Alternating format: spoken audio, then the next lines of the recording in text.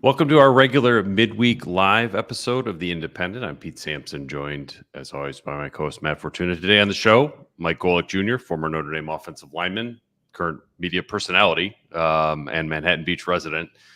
And Baldy. Break down Notre Dame nearly at midseason and gives, I thought, some good perspective on the offensive line too. But Matt, how did you spend your bye week? Did you make it to the stadium on the lake to watch IU Northwestern? I did. I got to see the first team in the season become bowl eligible. And for a while, it looked like the only team that would be bowl eligible until Miami decided to pull one out of their you-know-what in the early hours of the morning, East Coast time at Cal. But cool pop-up stadium, cool to see Indiana fans turn out. And then as I'm waiting outside the Indiana truck after interviews, watching on my phone because I couldn't believe what people were telling me. Vanderbilt put the finishing touches on Alabama, and then had the pleasure of speaking to friend of the show, Clark Lee, shortly after that. I'll share a little bit about that in a bit, but we could have done a live show. The football was so good. We probably could have, right? I mean, 5 top 11 teams go. Notre Dame jumped 3 spots in the AP poll by not playing. The old cheeseburger bump for the real ones who were here during the Weiss era. 14-11, 13-12 in the coaches poll. A fantastic reminder of what a chaotic sport this is and how, look, not excusing NIU loss by any stretch of imagination. That still hangs over everything. But, like, see, just like us, like Alabama losing to Vandy. I will say, though, like, let Clark Lee get Notre Dame off the hook, though. I mean, I think he did a solid to his old employer. He did. And it's interesting. That one just, like, again, I was following it on my phone, and I'm like, this can't be, right? Oh, all right, Alabama's coming back, like they're going to win and win by a lot. And obviously that didn't happen, but Michigan, Washington, I don't even look at that as upset. I'm not sure if it was an upset. A&M was favored over Mizzou. Now I did not expect them to run them off the field. Right. But another good thing for Notre Dame that happened. Another good thing for Notre Dame. And that was, I believe that was Connor Wegman's first game since the Notre Dame game, in which he did not play well. I don't know if you saw Mike Elko post game. I did not. He went off, like dropped F-bombs. Like the attacks on this kid's character, not from anyone in this room, but from talking heads, is ridiculous. He's like, you want to criticize his play, go for it. But this kid pours everything. Like, it was just like, whoa. Like, good for him. And look, A&M schedule, and I tweeted this, no Alabama, no Georgia, no Oklahoma, I think no Ole Miss, no Tennessee. And they get LSU and Texas at home. They could be playing, like, I said this when we were there for the opener. I'm walking around the tailgates. I go into the student center. I see them watching the Texas-Colorado State game, going crazy. I see that environment firsthand. I'm like, wow, this environment's great.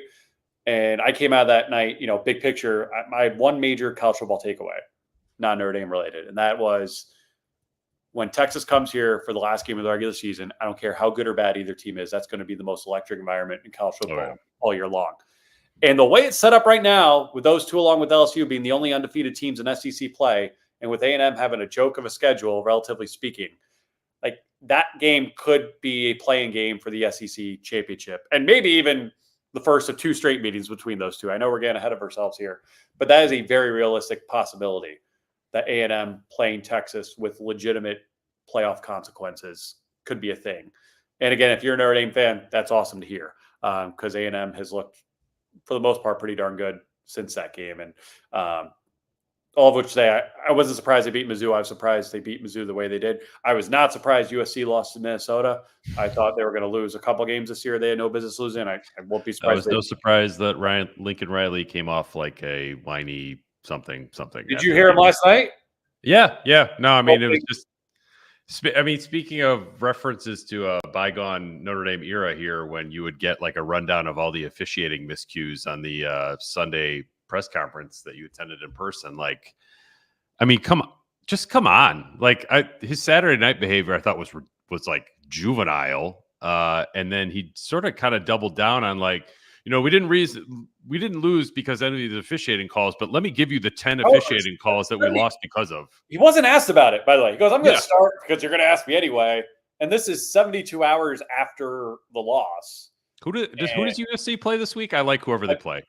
Penn State, which actually I think this is a very dangerous game for Penn State because USC is very desperate, and they are talented, at least on offense. So speaking of excuses from a head coach, Penn State, with their short runway, has to drive to Harrisburg, I think, to fly to Los Angeles. It's hey, I don't blame them. I mean, no one wants to hear anyone complain, but 2 extra hours each way on top of a 6-hour flight. Welcome to Notre Dame's world, everyone. Big Ten money only gets you so far, I guess. But that's why when you have a small airport like that, people get out and look for. And there's a coaching hire. And when Jim Harbaugh gets suspended last year, people are filming him on the tarmac as he lands at State College. Like they need a bigger airport there. It's a great airport. It's like the size of my bedroom. It's pretty convenient in that regard. But yeah, they need to up the ante there. What's the other big upset? Tennessee. Yeah. Not terrible for Notre Dame either, frankly. No. Again, like Vandy, Alabama is still the one that I still can't believe happened. But like the fact all of them happened is a huge deal and is shocking. And I think if a $10 parlay on that would have netted you $9,000 or so. But SEC road at night, like that happens a lot. Like Arkansas is a lot better than their record is. And I think Nico Iamaleava, if I'm pronouncing that right, still leaves a lot to be desired for all the money he's making and for all the hype that's been around him. But all this is good for Notre Dame. The Vandy game, I mean, that line was only like 22. Like, I hate to say it go down? I thought it was 28 when it kicked off. It was like 21 or 22, which I thought was low pregame. Obviously, I was wrong. But like by comparison, NIU was 28.5 against Notre Dame. Like, and I mean, there's no, like, my kids were asking me, like, what's the bigger upset? And I was like, it's Vanderbilt. Like, I don't care what the point spread is. Yeah, even though they're both in the same league, like, I still think that's a bigger upset. And by all accounts on the ground, that stadium was 75% Alabama fans. Yeah, which is, I mean, it always is 75% other SEC team that's good. Yeah, and I texted Clark a little bit after the game because, I mean, I was there for his first game when they lost 23-3 to East Tennessee State. Yeah. And the idea that 4 years later or 3.5 years later, something like this could happen is, I mean, it's why college football is awesome. But it's also hard to get your head around. So yeah, full credit to Clark Lee. I don't know if you watched his post-game presser. I think you talked to him afterwards, but like, choked up Clark Lee is great. Not the first time that's happened, but it's cool to see. So yeah, full credit to another bald and a friend of the show on top of that. Still 40% off for Domes on Domers t-shirts. Thanks to Obvious Shirts in honor of fellow bald man Clark Lee putting up 40 points in a win over Alabama. You can get that and any other independent merchandise on obviousshirts.com. Thanks to our friends there for printing up some great gear. I've got to put another order in now because much like your wife, my wife's taken all mine and I have nothing else to wear right now. No other independent merch to wear right now. Yeah. The other bit of business, Roback, still 40% off, or sorry, 20% off orders for listeners of the independent, promo code Irish. I think they might have some Vanderbilt themed gear, but I doubt it. But I know that they have Notre Dame gear. You've seen it on Benjamin Morrison, Riley Leonard. You can get all that 20% off, promo code Irish. Yeah. Anything else on the bye week that was worth getting into? I mean, before we get into the Notre Dame news of the week. Yeah, well, I wanted to shout out Robert Weiler at Play Like a Champ 5 on X Twitter. He's the one who came up with the idea to do 40% off for that, and our friends at Obvious ran with it. So thanks for that. Hopefully those shirts are flying off the shelf. And then you mentioned emotional Clark Lee. I thought I'd be getting that version of him because it was right after that press conference, and it was very like typical professorial Clark Lee, and I don't mean that in a bad way. He was great. I basically asked him like, what was your rah message to the locker room, so to speak, because you played an excellent first half. Like, how did you motivate them for the second half? And he was like, in the most Clark Lee way possible. He says, I let the emotion. I had them all take a knee, and I created 10 seconds of silence to let the emotions of everything drain out, and then just told them to go out there and do exactly what they did because they're better. And that sounds great. But then for them to actually do it, especially after giving up a touchdown, I think on the opening drive of the third quarter, very, very impressive. Like, there was nothing fluky about that win. They outrushed Alabama. They held the ball for 42 minutes. I asked him about Diego Pavia because everyone saw his animated post-game interview, and this is a guy who allegedly urinated on the New Mexico midfield logo when he was at New Mexico State last year. Who among us? I said, look, Clark, like, you guys seem like polar opposites. How has this been like the perfect marriage? And he was like, we're a lot more alike than would meet the outside eye. He said we both are chip on our shoulder competitors. He goes, I may be packaged a little differently than him, but we are very similar. And hey, they did the damn thing. They've got Kentucky this week. I think they're 14-point underdogs in that one. But I believe Kentucky is where Clark got his first SEC win 2 years ago. I think you're right. And he had an emotional interview on that one as well. But happy for him, Nick Valdesari, Nick Lazinski, Molly Hart, Michael Shaw, all the XND people who are over there right now and fighting the good fight, so to speak, in resurrecting Vanderbilt football, which has had, you think Notre Dame's had a roller coaster season. These guys open with a huge win over Vanderbilt, then lose to Georgia State, then take undefeated top 10 Mizzou to double overtime, then beat Alabama a week after Alabama beats Georgia. I remember watching the Virginia Tech game while driving to Kyle Field on my phone, be like, I kind of want to get into an accident here.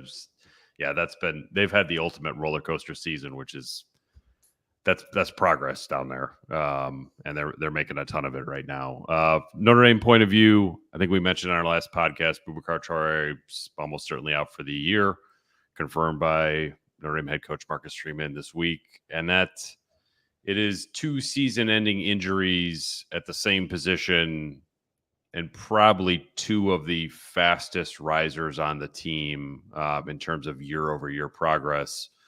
Jordan Botelho, the other one, and it's like I think you cover injuries and you try not to be alarmist about them, but there are sort of bridge too far injuries that happen from time to time, and maybe you don't know it until the end of the season. I'm thinking like Sean Crawford preseason 2015 comes to mind, but to lose your 2 best pass rushers, and frankly, I think Traore is like a future freaking star.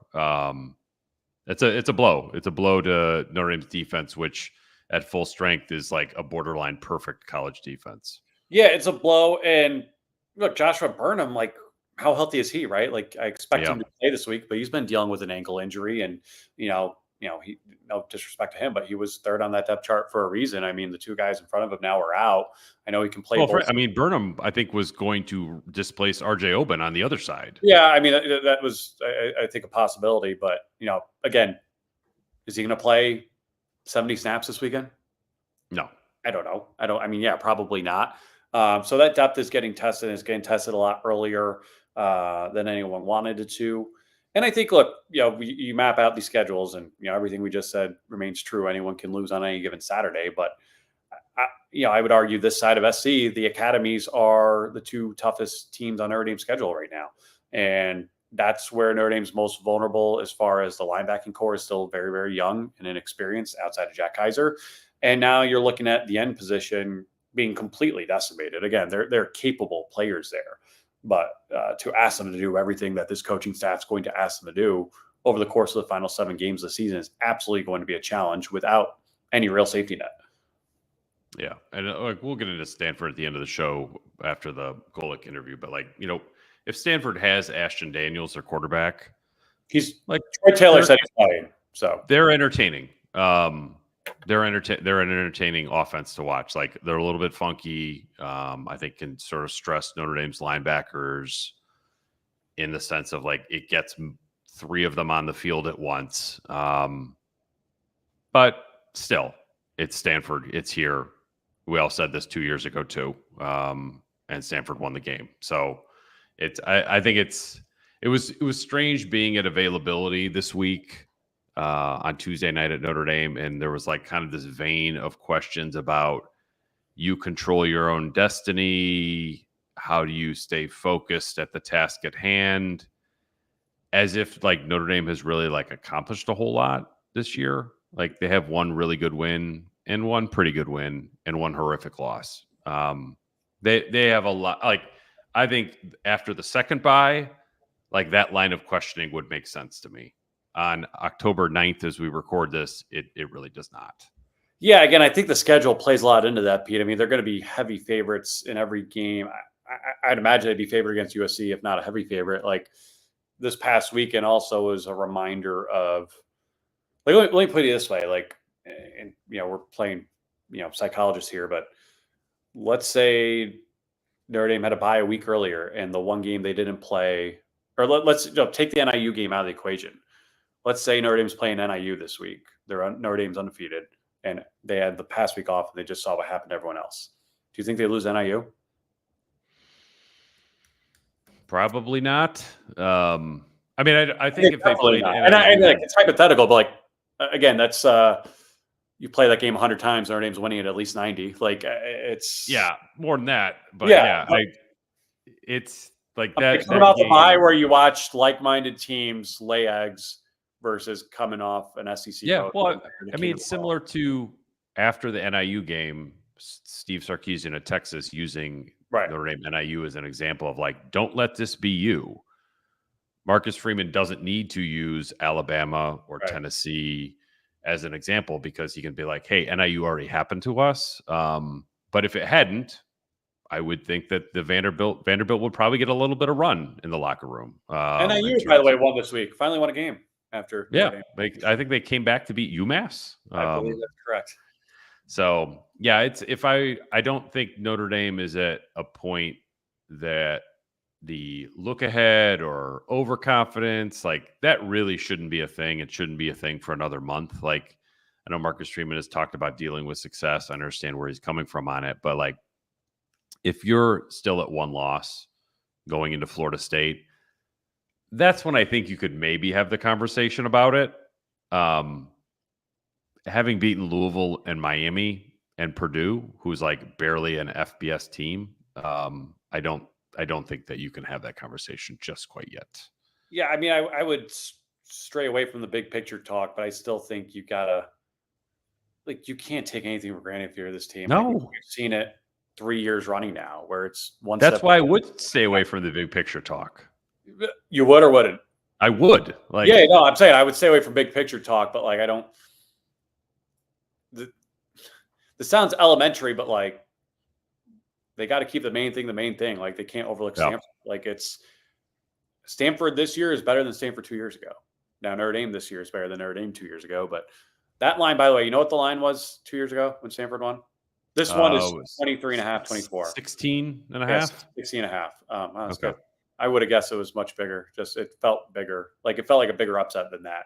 I only remember that because like the Marcus Freeman as a favorite of 16 points or more has been a thing. So I knew it had to be at least 16. There you go. They are also 3-0 off a bye week and 3-0 against the spread under Marcus Freeman. BYU, Pittsburgh, and Wake Forest are those 3 wins. The BYU win, of course, preceded that Stanford game back in 2022. Look, I mean, Stanford's not a bad team. Ashton Neal's a good quarterback. And again, Troy Taylor, he expects him to play. So, I mean, they have an offense. I mean, Kyle Manor is really good. Really good. I did, former friend of Notre Dame, Clarence Lewis, learned that the hard way. Got absolutely torched by him in Stanford's huge upset at Syracuse back in, I think, week 3. They can make some plays on offense, and they're going to come into this one hungry. I think Troy Taylor's a really good coach, but yeah, I mean, there's a 23.5 point spread on this one for a reason. I don't know if Notre Dame covers it, but certainly, especially coming out of a bye week and seeing what happened around the country, this should be a quiet Saturday for Notre Dame. Yeah, and I don't know, like on we're still, I think, a month away from the first college football playoff rankings coming out. Not to actually be big picture, but I think it's the Tuesday. Yeah, it's election day when they come out. So yeah, it's the Tuesday. No controversy at all in America that day. No, it should be Tuesday night. But yeah, it's. I mean, Notre Dame, if they handle their business the way that they should be 7-1 at that point, and in the projected playoff field. And I think and that's why I say, like, at that point, once you see it on a screen on your television, not on The Athletic or not on On3 or not on ESPN's .com, then I think you go, okay, you can have a little conversation about where is this going? But I don't want to have it should Notre Dame be hosting? Just make it. At this point, just make it. Well, and again, there's a huge void before those rankings come out. And again, they fluctuate themselves a lot week to week without much rhyme or reason. But Notre Dame, okay, is 11 in the AP, 12 in the coaches. And yet you look at the AP this week, Alabama's 7, but they're 2 spots behind number 5 Georgia, who they just beat. That is the AP, everyone filling out their ballots Saturday night and reacting. Do you think the committee with 72 hours and everything we know about them so far would honestly look at those two teams less than 2 weeks after they play each other and determine Georgia's 2 spots higher than Alabama? Probably not.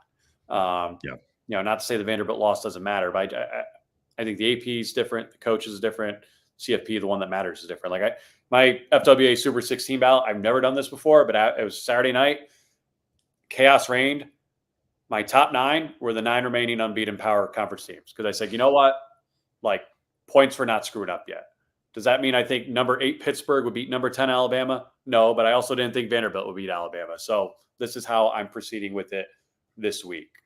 Texas, I had 1 like everyone else. Ohio State 2, I think, like everyone else. And from there on, I'm just if you're undefeated, I had Indiana 7. Sue me. Iowa State, your favorite, at 6. Sue me. They're undefeated.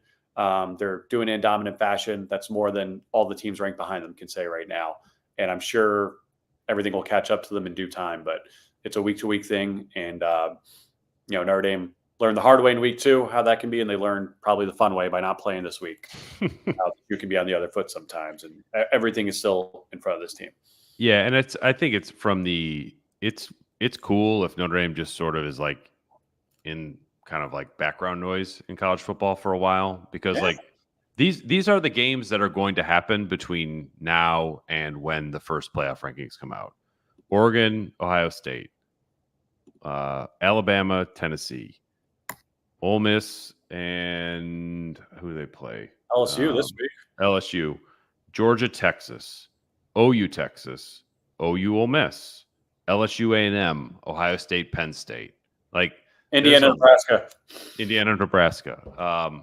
Iowa State might play somebody. I don't know. But there's just a lot of inevitable movement that's going to happen above Notre Dame and around Notre Dame that that's without another Vanderbilt, Alabama. That's without, Tennessee, Arkansas. And those things happen too. It's just, for Notre Dame's point of view, you need to make sure those things don't happen to you. Correct. One other scheduling note: Georgia Tech game will be at 3:30 on ESPN. Notre Dame now has confirmed start times, and I believe networks for every game except the finale against USC. And again, Lord only knows what that game will mean for both teams when we get there, because there's a lot of space between now and then. Want to get to some questions, unless you had anything else you wanted to get in mind. Have to start with this one, of course. John Scallon, as a fellow Dome on Domers, what is your favorite part about being bald? Easy. I don't have to worry about my hair in the morning. No bad hair days. I wake up, I go to work, which is a couple feet from my bed right now, but I don't have to worry about it. Yeah, the low maintenance aspect of it is, I don't think I appreciate it at the time, because no one appreciates going bald. But after the fact, it's quite nice.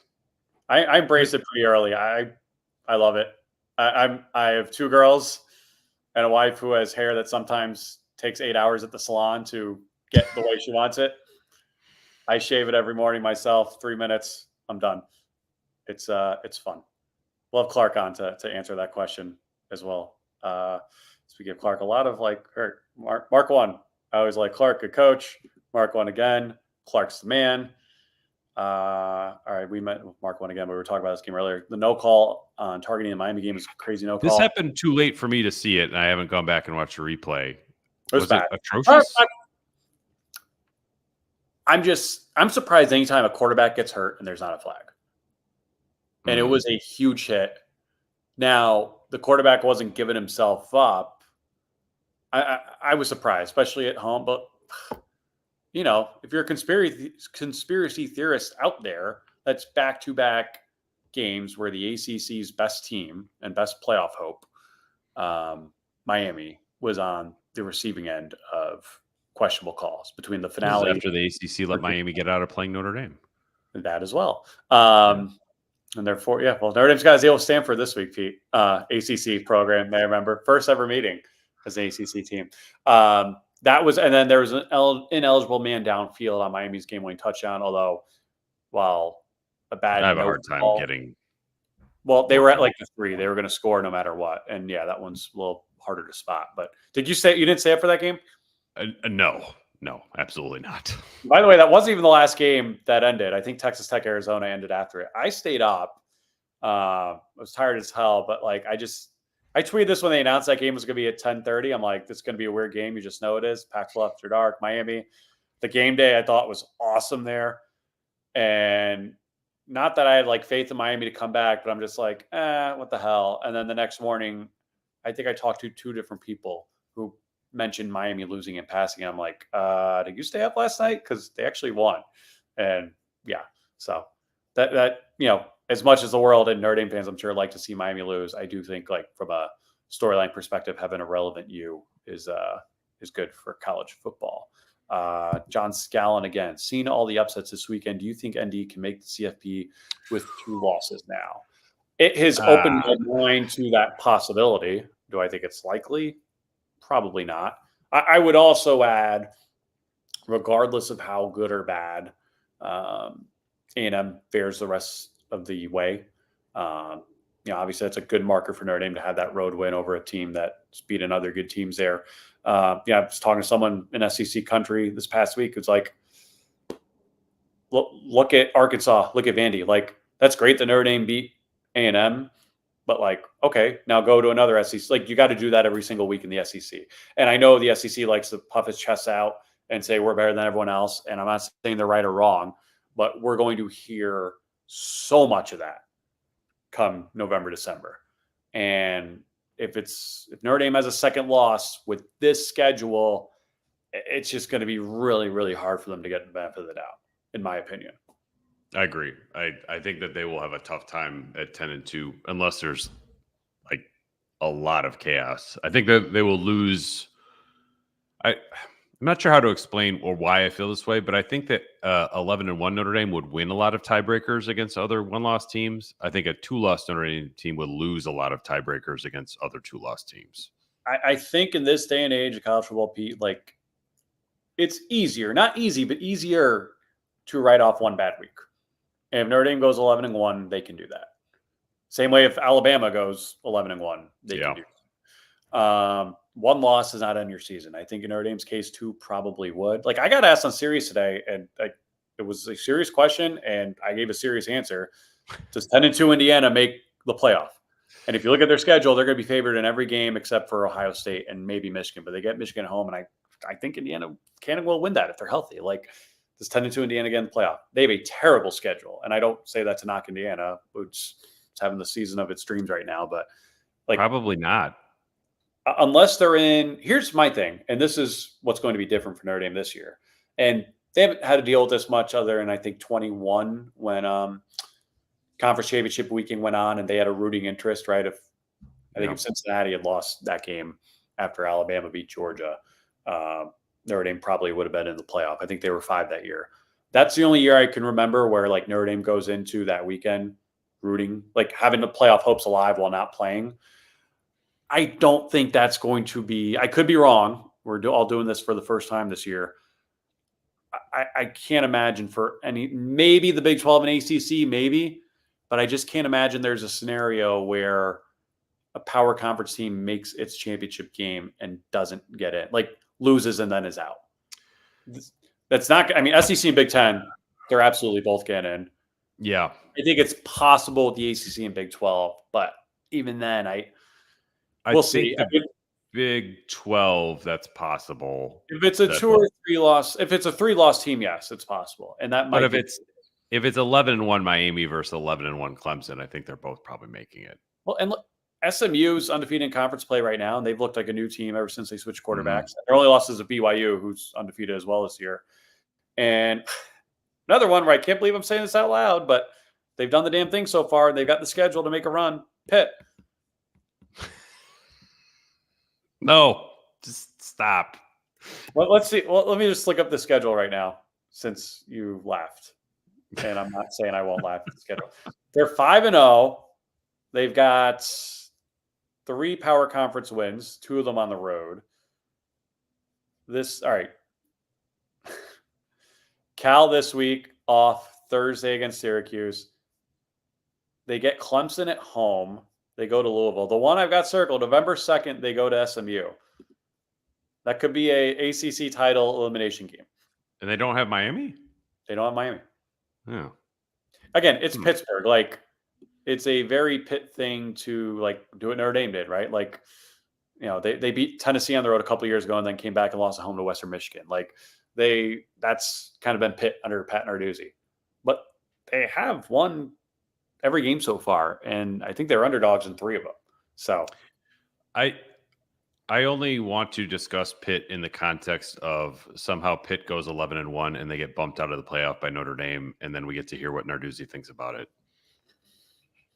That's the Pitt conversation I want to have. That would be a fun one.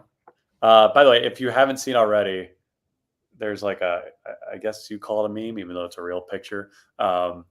Eli Holstein, their quarterback from Alabama, who's been phenomenal so far. He's only a redshirt freshman or sophomore. He's 19 years old, and there's a before and after of him at his introductory Pitt press conference last year and this year. And the man looks like he's aged 35 years old. It says like what a year in Pittsburgh does to you. He does not look 19, but he's not playing like he's 19. Maybe we could have Michael Birch on the show to explain exactly what Pittsburgh does to you. Sorry. All right. Yeah, I don't know if I did want to, before we get into the Mike Golic interview, shout out to another bald, Micah Shrewsbury. Yes. And a friend of the show. Yes. For what is at the moment the number 1 recruiting class in the country by certain publications, including 5-star wing / guard Jalen Harrelson, who goes to La Lumiere about 35 minutes from my house. Went and spent some time with Harrelson. I was talking to Tom Noe of the South Bend Tribune because he does much more basketball stuff than I do. He's like, I've gone to La Lumiere a bunch of times to talk to guys Notre Dame's recruiting. Many of them they didn't get. He said, I've only come away thinking that's an NBA body 3 times. Isaiah Stewart, Jaren Jackson Jr., Jalen Harrelson. No Jaden Ivey. No. So, or JJ Starling. So, and I'm much less versed in this than him, but spending some time with Harrelson, there is not a player like him on the Notre Dame roster, and has not been a player like him on the roster for some time. And came across as very mature in our conversation, and basically is there to learn as much as he can in a short amount of time from Micah Shrewsbury, who he considers like the shooting whisperer from his time with the Boston Celtics. So we're still a year away from him being in a Notre Dame uniform, but man, I had a lot of credit to Micah Shrewsbury and his staff for breathing life into Notre Dame basketball, because I'll be honest, in the NIL era, I was not sure if they had a chance to sort of get back to interesting again, and they're right there. You and me both. I mean, 4 commitments in 7 days. They're number 1 in the country right now, according to most recruiting services. Both teams, I believe, in Charlotte this week for ACC basketball media days. But yeah, Brady Kohler, Jalen Harrelson, Ryder Frost, Tommy Oneman. I think I'm pronouncing that right. You had a great story. I mean, you just recapped a lot of it, but it wasn't your standard recruiting story, right? Nor was it your standard Notre Dame recruiting story. It was like it involved basketball. It was pretty open, it was pretty open, like Micah Shrewsbury's an NBA guy, and he's going to get me the NBA, and I'm going to be out of there soon. And honestly, it was refreshing to hear. Like that's the attitude you got to take if you're going to win in the ACC in this day and age. I mean, it's not. Yeah, and I think that can come across to some people as like presumptuous, but it came across as very mature being in the room with Harrelson. Like reading it to me, it came across mature. Yes. Okay, good. I mean, because he was like, look, he played on the FIBA under-17 team with the Boozer, and a lot of other 5-star recruits. And I mean, he just built Like he's 6, I think he's listed at 6'6".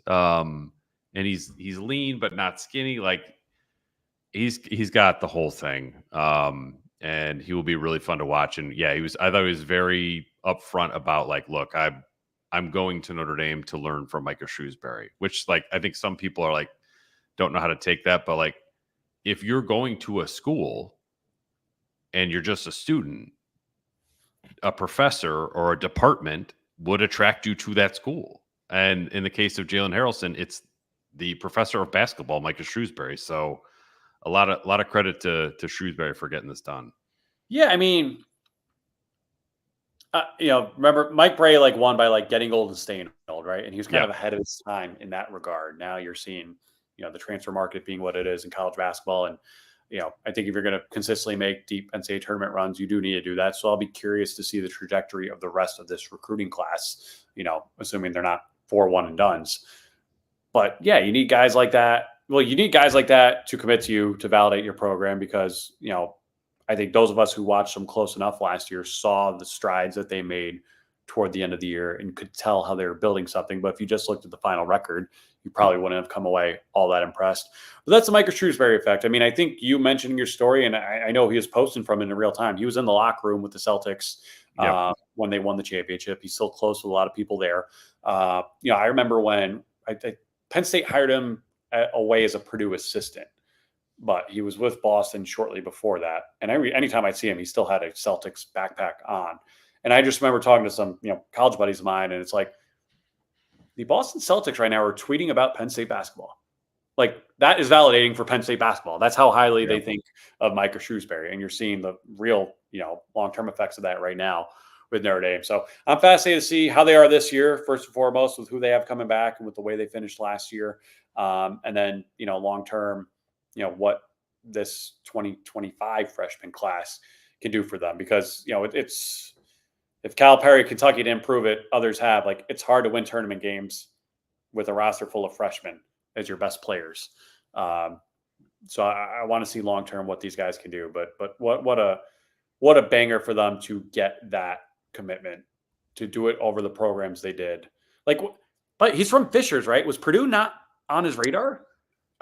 He never mentioned Purdue. I didn't really get in. Maybe they were in his top 9, but his top 3, and he was focused on top 3 for quite a while. Of Michigan State, IU.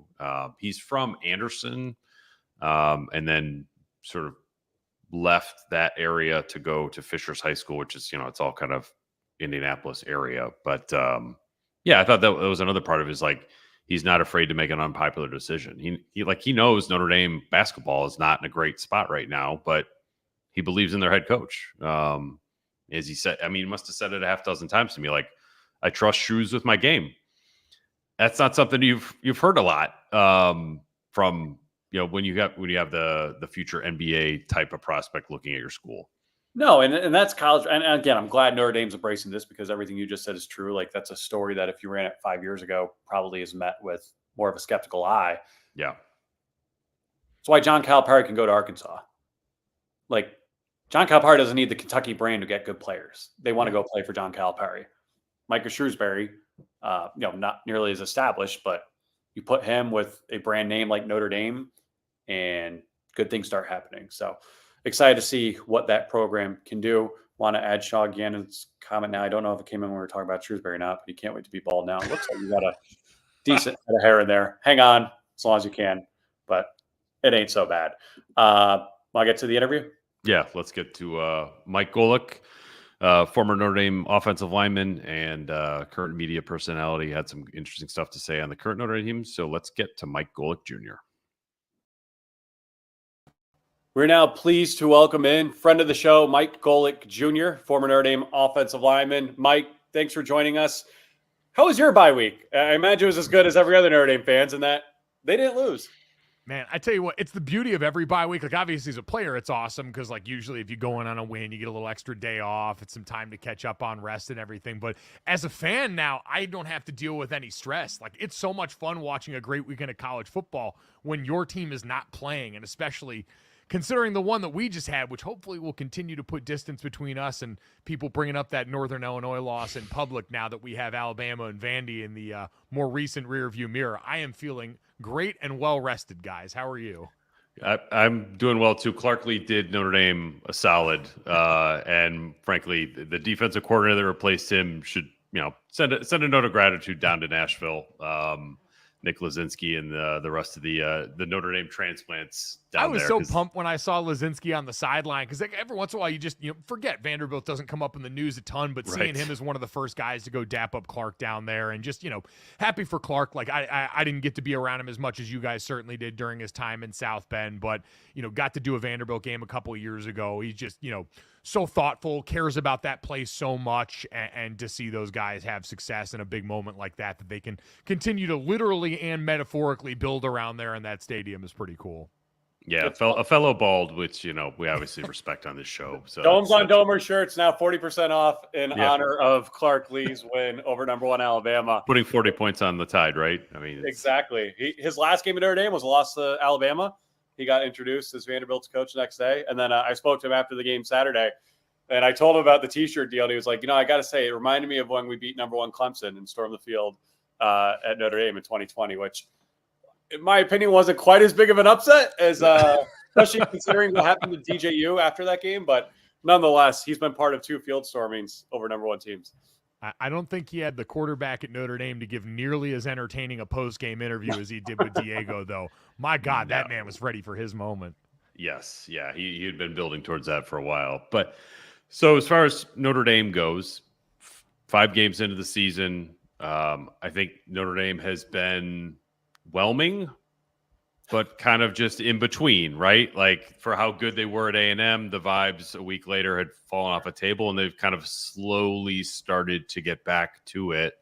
I mean, big picture with your alma mater. What do you see through 5 games, and what does that portend the rest of the season?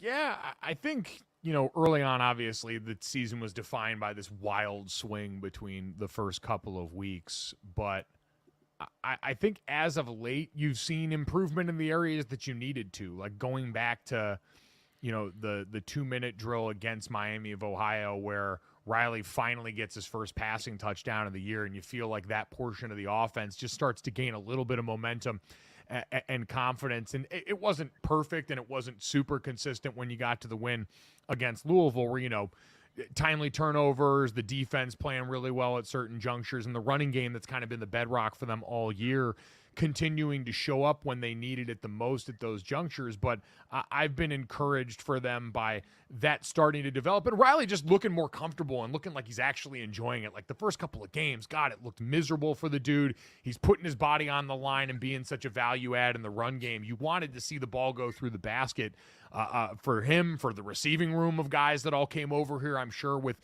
thoughts that they would be getting a lot more action than maybe they have so far. And so I think that's starting to come online, and Notre Dame, unfortunately, having to, but being able to overcome some of the injury hangups that they've had early this season is a testament to the depth that they've built up in the recruiting, and then the coaches having a lot of these guys ready to roll. Defensively, where we expected that. We knew they had championship depth on defense, but offensively on the line of scrimmage in my old position, watching what these guys have done in the face of injury has been pretty impressive. Yeah, Mike, I was going to ask you, the offensive line in game 1 looked nothing like the offensive line that started camp. And now the offensive line that goes into game 6 looks nothing like the offensive line that started game 1. You knew this was a position of concern entering the season. It's had more turnover than I think any of us could have possibly predicted or imagined. How do you, you have a better eye for this than me and P2. How do you evaluate the first 5 games of this line, and how do they continue to improve over the course of the season? Yeah, I think it's cool. Like, the thing for me, and I always tell people with offensive line play, when you see everyone kind of doing the same thing, they're well coached. And I've never been coached by Joe Rudolph. I don't really know much about, what his tenets are in terms of like what he coaches technique wise. Like I knew what Coach Eastan did. I could see those through lines. And when you had him back in the saddle for that 1 year, and you saw that like there were things I could point to on the field, like those are Harry Eastan coach techniques. I can see those showing up now with Joe's group in terms of the consistency they're putting out there. So it's a well-coached group. It's unsurprising given his time and tenure at Wisconsin and all the guys that they put out there. But to see that now across so many guys that have had to go out there and play, I think kind of going down the line, like Emil has been the most consistent throughout the entire season. I think that's been really encouraging for him, a guy that in brief flashes last year showed some stuff that once he added to that frame were going to be positive, and I think he's done really well with that. I think Sam Pendleton's probably been my favorite to cut on every week. Like if there's a guy up front whose stock I'm going to buy going into the future, I think it's Sam. Stays really square, gets good movement on guys, really strong for how young he is. The interior has had some good moments where you see like, hey, consistent push, them walking guys out of there, whether it's been, Pat at center now, when you had Ashton in there early in the season. I think you saw a lot of good stuff there. Anthony got trial by fire early in this season and has been kind of recovering ever since. He's got some things technically he's going to keep working on, but he's looked more and more comfortable as it's gone along. And I think just seeing the way that the communication hasn't suffered when you have veteran guys that, got their jobs taken from them over the course of training camp, be able to come out and respond, to see Rocco come off the bench and now come in, I think play better football than he played last year too. Early on in some of these games. He's still got flaws as a player like we all do, but I think you've seen improvement from him that's happened behind the scenes, even while he had to deal with, hey, I was a guy that played last year, I'm an older guy, and now all of a sudden I'm not starting at the beginning of the season. I think that's an encouraging sign for the culture inside that room that it is a high standard at Notre Dame, and these guys, while they're young and working through mistakes, and they're not perfect, they came out strong against Louisville, and then they had a bunch of plays where guys got turned loose, and they had some stuff that was a little uglier. I think in general, that unit in particular, like I remember going back after the Northern Illinois game, watching Northern Illinois on TV, and I'm like, man, along the lines of scrimmage, it felt like we got pushed around. And then I went back and watched that game, and I was like, oh no, that young offensive line gave that team a chance to win. Like Notre Dame did not lose the Northern Illinois game because of what that offensive line did up front. I can say that definitively, and that was not what I expected when I cut that on the next day. So I think in that regard, I've been really encouraged by the depth in that room, which was not something coming into a year with 6 starts going into that opening game that I thought would be the case. I'm curious how you feel about the offensive talent level, especially at the skill positions, because I think when the year started, I thought like, okay, this is going to be a talented offense. Like the receivers have been upgraded. Mitchell Evans is back. I thought Jeremiah Love was going to be a dude. Jadarian Price would be sort of right there. And then 5 games into it, like Love has been better than what I thought.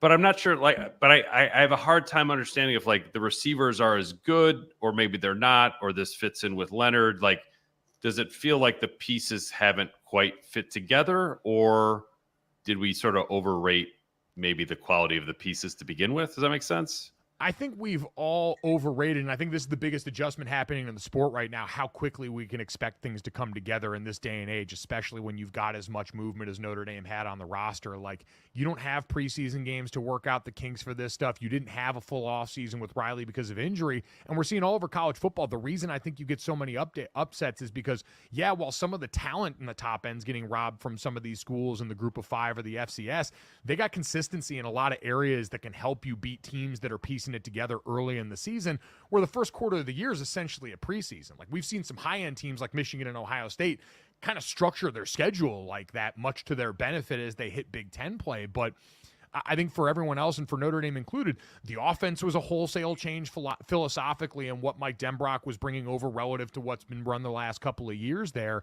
And all of the pieces involved are new, including the quarterback who didn't get spring ball with these guys. So the more I look back and as I recalibrate for the future of how we're going to analyze this sport every year, I think that it's easy to paste it together and go, all right, well, and like I did, like, hey, this offense has a lot of reasons why it would fit well with a quarterback with Riley's skill set, with these certain receivers, but then you got to go out and actually figure out in live bullets what they all do well, how often we can get to that. Can our O-line support that while this moving target changes? And so what you get back to is, yeah, of course, it should make more sense. Now, Jeremiah, like, I don't know how we keep doing this at running back. These freak shows, man, are so much fun to watch. And, I heard you guys talking in the preseason about it. Like, he's a guy with his build, like SEC body, speed, power, all that stuff. Like, he's a Sunday dude, and he's gone out there and showed it. But all you got to do is turn around and hand him the ball. It's a lot easier to get him going in this offense with that group up front that, like we said, has performed pretty well to start the season. It's a lot harder to do that while you're trying to figure out what the quarterback can confidently do, while you're trying to get all these receivers to fit together and then feed a lot of mouths at the same time. It's a lot more complicated deal. And so I'll be curious, coming off the bye, now that they had a chance to self-scout a little bit and say, all right, what are the things that we know we do well? Riley, what are the things that you've been super comfortable with? What we're going to start to see more frequently in this offense going forward after that? Mike, you touched on something I want to get to, and you mentioned, the slow build, so to speak, of the season. And I look around the country right now, and you've got guys leaving after 4 games. They want to preserve their red shirt. I imagine someone in your shoes when you were playing, if you had that option, probably wouldn't have taken it because you're like a Notre Dame guy through and through. And I think that school is probably more unique than others as far as the majority of the kids that are on that roster.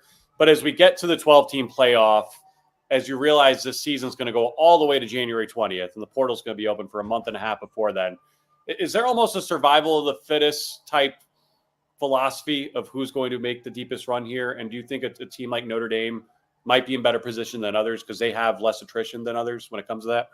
Yeah, I certainly think that's going to be a factor. You almost treat it the same way you treat injury, where a lot of what happens in the postseason tends to be who's healthiest at the right time. And we know that's going to be a huge factor with an expanded playoff and more games now as much as ever. But I do think it is, hey, how many guys can we retain on this roster? How much stability do we have in that area? And that's why for all the conversation about portal recruiting strategies that we've seen, play out with Ole Miss and Colorado at the umpteenth degree of this, where they're doing wholesale roster overhauls, these teams like Washington that have everyone in this mass exodus when you have a coaching change. The bedrock for all these programs is still going to be high school recruiting, because those are the guys with the relationships that you build that I think, and I know you guys have talked about it with Notre Dame and the way that they recruit, having very few decommitments usually for them in a recruiting cycle, because they identify the guys that are going to be the best fit here. Notre Dame's approach to the portal has kind of mimicked that. And so, yeah, I do think as you build to that, it is another unique way of having to account for depth differently that I do think, because of the way that Notre Dame has always recruited, but the way Marcus and the staff still do now, even while you chase talent and some of the guys on the higher end that are going to help you burst through that ceiling that's been there, the way Notre Dame's always recruited to a floor unique to their identity definitely helps that. I'm interested in sort of your view of Marcus from a distance. Year 3, there's certainly a different kind of pressure on him now than the first 2 years. I think there was more of a grace period in years 1 and year 2. And I remember going back to like early Brian Kelly, where his sideline demeanor was microanalyzed. I think Chris Stewart got like an earful at Boston College one time.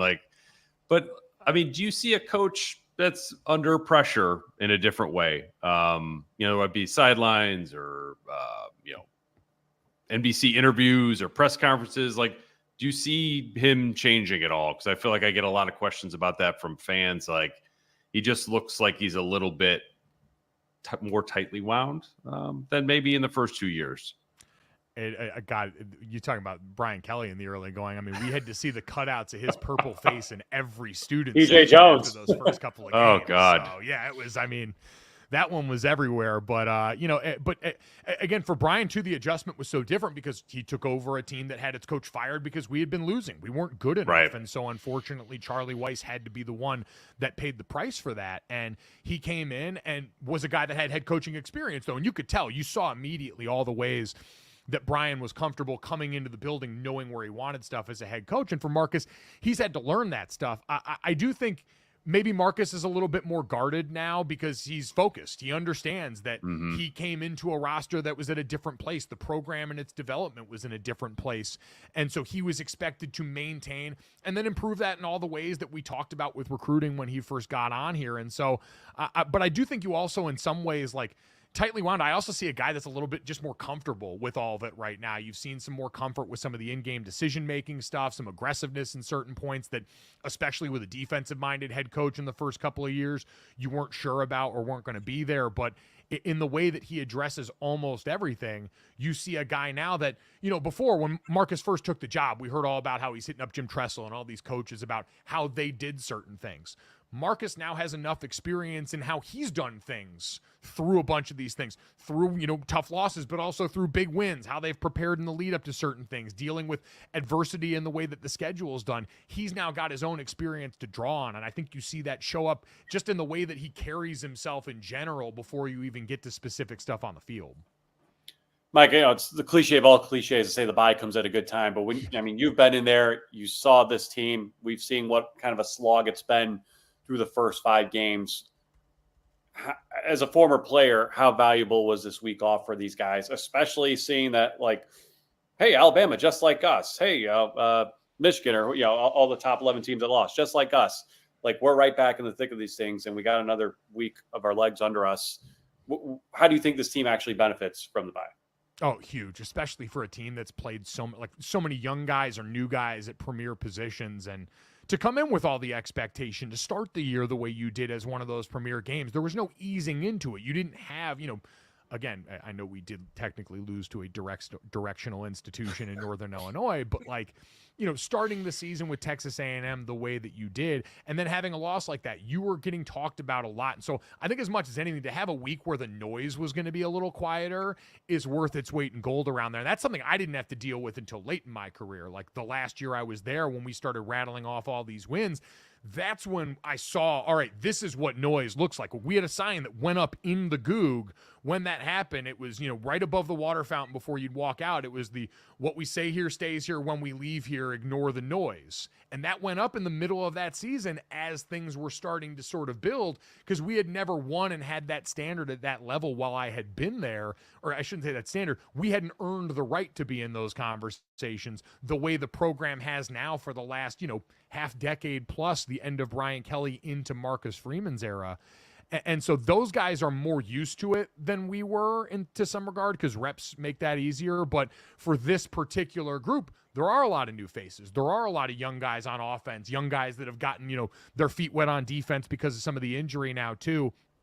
And so having a week to just have that calm down, worth its weight in gold. But then all the physical stuff, you have been an injured team, so a chance to get in the training room, and then the chance to self-scout, like especially for some of those young guys and new guys on the offensive line, some of the young guys at linebacker, like to get a chance to go back and focus on us a little bit, because you do a bunch of that in camp, and then once you get to the regular season, you're spending umpteen hours a day watching films of other teams, trying to pick up tendencies, going over the game plan. Like, you don't have a lot of time to get back to, outside of your indie periods, the fundamental stuff that was the focus of skill development that's still important in college football. So I think the self-scout will be huge for Notre Dame this week, a chance to really kind of do a checkup and just have everyone take a beat. So last thing for me, the younger guys on this team that you sort of referenced, like, who as a Notre Dame fan and football alumnus, like, who excites you the most? Unfortunately, we have to exclude Boubacar Traore from the discussion because he would have been number one on my list. But who else for you? You look at this like, okay, I can see where like next gen Notre Dame is starting to come on a little bit. Yeah, I mean, he really was. Like, he was the other one. I came off that Northern Illinois game watch, and I was just like, oh, dude. Like, yeah. It was honestly, hold on. Sorry, hopefully you guys can edit out my awkward silence here, but it was kind of like when Foskey popped early in his career. Like, you saw a guy who just didn't quite have the weight on yet, but just flashed, like, different level of athleticism, really good closing speed, a little more developed already with some of the stuff that he did with his hands. Like, Boubacar, that was kind of the first guy that I thought of when I saw the way he played there and had since. So sucks that he's injured now, but kind of like I said with Sam Pendleton on the offensive line, give me all the Boubacar stock I can hold right now, because I think that guy, especially as he stays, a college weight program, he's going to be a player. I mean, the other easy one has been what Kingston's done at linebacker. Like, the whole linebacker room, you've seen the loss of experience show up, because that's a group, and that's honestly when we get to the service academies, you guys and I talked about this off air, like, The thing that worries me when we play them is eye discipline is at a premium. And with our linebacker group right now, that's been the one thing that at times can get those guys in trouble. All immensely talented and a group that's been really productive. But every once in a while, you can see them get out of position because they're so athletic and they're so capable and they want to fly and make plays that at times some of that misdirection that gets presented, especially at the most heightened version with the triple, gets out there. But there are just things that Kingston does that not a lot of guys can do athletically. I saw him basically pull like his version of the ghost move in that Louisville game on a running back pass rush rep coming around the corner. And like, I stopped and rewound that like 8 times because they're just like that's something that like you can't teach. Like my dad always tells a story of Reggie White trying to teach the Eagles D-line their hunt move, these NFL guys. And at some point he stops and throws his hands up. He's like, Coach, I just know how to do this. I can't teach this to someone else. Stuff like that and that ghost move. You can try and explain to guys how to do it, but there's only a handful of athletes on earth that can actually pull stuff like that off. And Notre Dame's got one of them in a freshman linebacker. So it's exciting to think about what the future holds for a guy like that at the center of a defense that, especially in Al Golden's defense, what he expects and what they put on that linebacker group, how much versatility is rewarded to have a guy that not only can get downhill, can play sideline to sideline, but does have that pass rush value add is huge. Mike, we'll get out of here on this. If Notre Dame goes 11-1, makes a playoff, they will improve how between now and then? They will improve more consistent early down passing. I think, again, like continuing, like you've seen, Riley's a monster in the run game, but it really is going to have to be, I think, twofold. I think it's the two things we've mentioned. One is consistent identity in the passing attack. What can we go to when we need a win for our quarterback time and time again to get him going, because we know we can do that on the ground already and run QB power down everybody's throat. And then on defense, it will be Notre Dame's young linebacker room with all that talent, with Drake Bowen and with Kingston, those guys really taking that next step to where, like 7 games into your freshman year, I remember we'd always be in the locker room. You'd talk to freshmen who are playing, and every coach would be like, listen, you're not a freshman anymore now. You've played enough football to where we've got to rely on you. And so now that standard for those guys of being consistently in the right place in the right time where they're supposed to be all the time. That goes for, Jalen, who's a little bit older than those guys, but kind of in the same boat of finally getting more playing time. All of those guys being as assignment dialed in as humanly possible, because the talent's there for them to be better than the group that we saw last year with JD and with Maris and those guys that were great players from the neck up, but I don't think as talented as some of these guys that we've got in the room now. If these guys start to match that, ability to be as locked in with the game plan as those guys with all that ability, then that's an area where you could take an even bigger jump than maybe we've already seen for guys that have flashed a ton of good stuff this season. Awesome. Right, fantastic. Thanks, Mike. We appreciate you coming on The Independent, sharing some thoughts with us here on Notre Dame present and future, and some good past stuff too. We can never go down memory lane too much with that. Always fellow fun, quality, guys. another T-shirt coming your way. Thanks as always for joining us. Yeah. Let's go. If I'm going to lose this hair, at the very least, I'm going to get a T-shirt out of it. Damn it.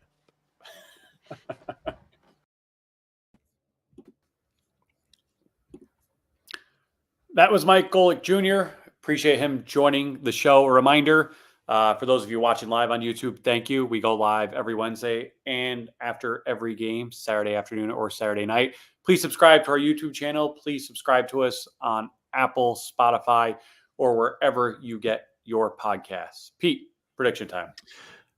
Yeah, I feel like Notre Dame took a step against Louisville and will be able to take another one against Stanford, offensively speaking. Like they did enough against Louisville to make me think like, okay, I can see some momentum building here. So I wrote Notre Dame 33-10. I don't think they need to house Stanford, and probably won't. But I also don't think that we're going to be watching this game in similar terms as Miami of Ohio from a few weeks ago, where you're just like, oh God, this again. Like I think Notre Dame will play well early to the point that at halftime, the drama from Saturday will have played out. In the second half will need to be played, but without any sort of jeopardy in terms of Notre Dame losing. So I think Riley Leonard will play well. I think the offensive line will play well. Defensively, even if Stanford's at full strength, I have a difficult time seeing them moving the ball a lot. There is some. I wonder if there's some like throwback Boston College angst about Notre Dame, where you're like Cedric Irvin, former Notre Dame commitment, Emmett Mosley, Notre Dame legacy. There are some Notre Dame connections there. Alec Amanar was somebody that Notre Dame recruited and decided not to really seriously pursue. So I don't think that really gets you very far against Notre Dame's defense. But maybe it gets you to 10 points. So I'll go 33-10. So you do have Stanford covering and you have the under. I'll go similar. I'll go 34-13, which is over and a Stanford cover. I can't imagine Notre Dame overlooked Stanford after what happened 2 years ago. I can't imagine they overlooked them after what happened around the country this past week. As improved as I think Stanford is, I mean, you just look at the numbers. They're in the hundreds everywhere on both sides of the ball, outside of rushing defense, where they're 12th.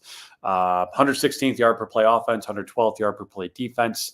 Again, a lot of that, last week without Daniels. But I'm with you. I think Notre Dame, asserts itself fairly early.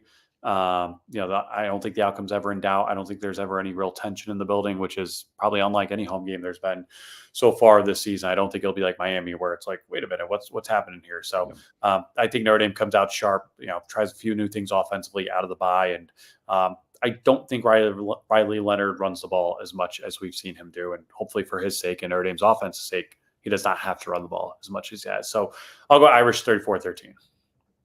All right. Well, on that note, we'll wrap up this episode of The Independent. Thanks again to Mike Golic Jr. for joining the show. Matt and I will be back this weekend with a post-game wrap of Notre Dame Stanford to see how wrong we actually were. But until then, he's Matt. I'm Pete. Thanks for being with us on the latest episode of The Independent.